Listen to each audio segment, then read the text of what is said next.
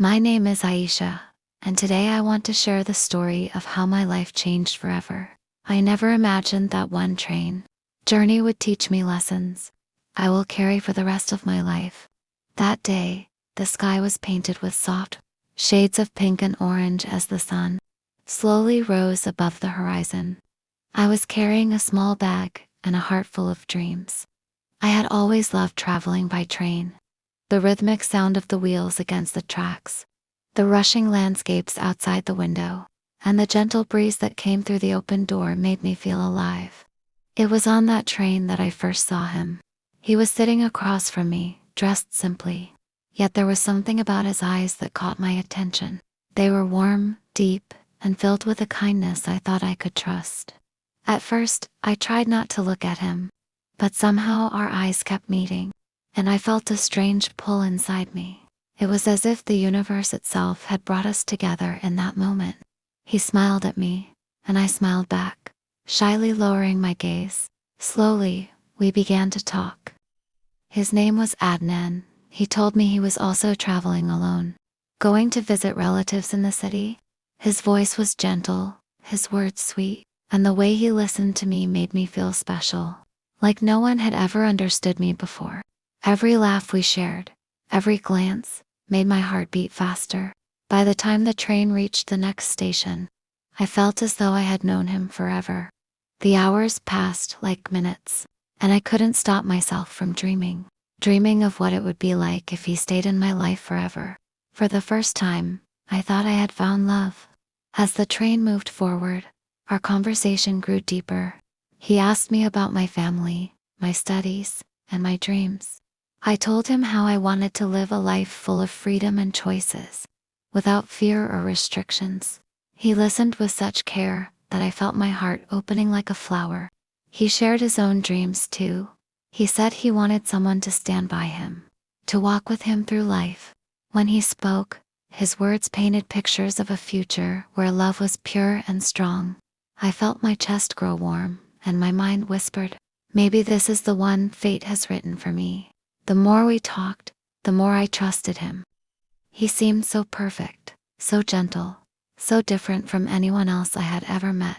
As the train reached the city, I felt a sadness rising inside me. The thought of parting from him so soon hurt in a way I could not explain. But then, as if reading my thoughts, he leaned closer and said softly, "Don't worry. You don't have to go alone. Come with me. I'll take care of you." My heart skipped a beat. His words felt like music, like a promise of safety and belonging. Without thinking too much, I agreed. I stepped off the train with him, holding onto his smile and the hope it gave me.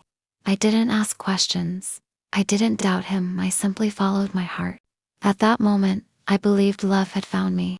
I believed I was safe. The city lights were brighter than anything I had seen before. Adnan walked beside me, holding my hand. His grip was firm, and it gave me courage.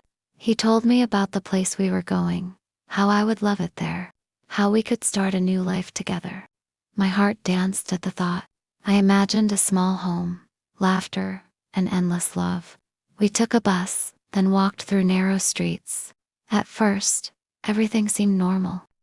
But as we moved deeper into unknown corners, I began to feel uneasy. The houses were smaller, darker, and the people who passed us stared in ways that made me uncomfortable. Still, I told myself, he is with me, I am safe.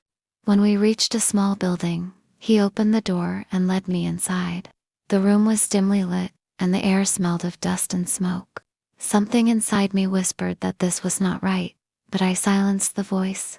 I wanted to believe in him, in the love I thought he carried for me. That night, he spoke to me with kindness. He gave me food, water, and told me to rest. I slept believing tomorrow would bring happiness, but I didn't know what storms were waiting for me. The next morning, everything changed. Adnan's voice was no longer gentle. His eyes were no longer warm. He ordered me around, spoke with anger, and when I hesitated, his hand struck me across the face. The sound of that slap broke, not just the silence, but my heart. I looked at him in shock, searching for the man I had met on the train. But he was gone. In his place stood someone cruel, someone I didn't recognize.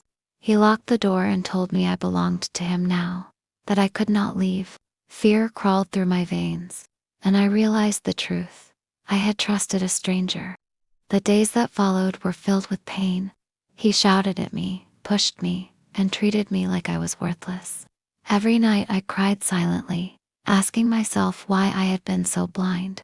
Why hadn't I listened to the voice inside me that had warned me? Each bruise on my skin told a story of betrayal.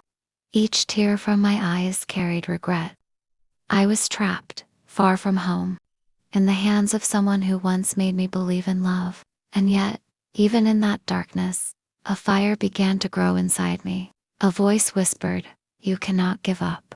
You must find a way out." Days turned into weeks, and my heart grew heavier with every sunrise. Adnan had changed completely. He shouted at me for the smallest things, pushed me whenever he was angry, and made me feel like I was nothing. The love I thought I had found was gone. All that remained was fear. At night, when he finally slept, I would stare at the ceiling and cry silently. I thought about my family, my home, and how foolish I had been to follow him without truly knowing who he was. I had traded my freedom for a prison built on lies. But the more he hurt me, the more I realized something.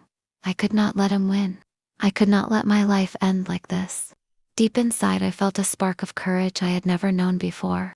I told myself, if I was strong enough to leave home, I am strong enough to return.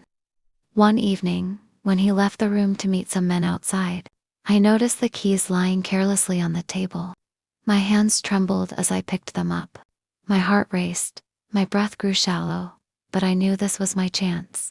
Without wasting a second, I unlocked the door and ran faster than I had ever run in my life. The streets were dark, but freedom was brighter than any light. I didn't look back. My feet hurt, my lungs burned, but I kept running. I didn't know where I was going.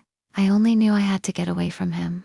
At last, I found myself near a crowded marketplace. I felt safer among strangers than I ever did with the man I once thought I loved. People looked at me with curiosity. My face was swollen, my clothes were torn, but I didn't care. I asked for help, and a kind woman brought me to a police station. Tears fell from my eyes as I told them everything: how I had met Adnan on the train, how I had trusted him, and how he had destroyed that trust with cruelty.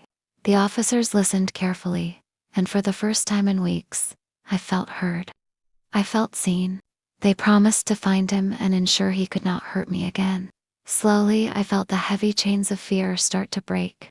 I called my family, and when I heard my mother's voice on the phone, my heart finally softened. I was going home. Now, as I sit and write this, I look back at everything I went through. My heart is scarred, but it is stronger than before. I learned that not every smile hides kindness, and not every promise carries truth. Love is not found in strangers on trains. It is built with trust, respect, and time. I was foolish to believe in quick love. I was blind to the warning signs. But I am alive, and that means I have another chance. A chance to rebuild, to dream again, and to protect myself from ever falling into such a trap. If you are reading my story, I want you to remember this. Never give your trust too easily. Never follow someone without truly knowing who they are. Love should never hurt. Love should never cage you. And love should never steal your freedom. My journey was painful, but it gave me wisdom. Today, I walk with my head high, not as a victim, but as a survivor. And I promise myself, I will never again let anyone decide my worth. I know now that my life, my choices, and my freedom belong only to me.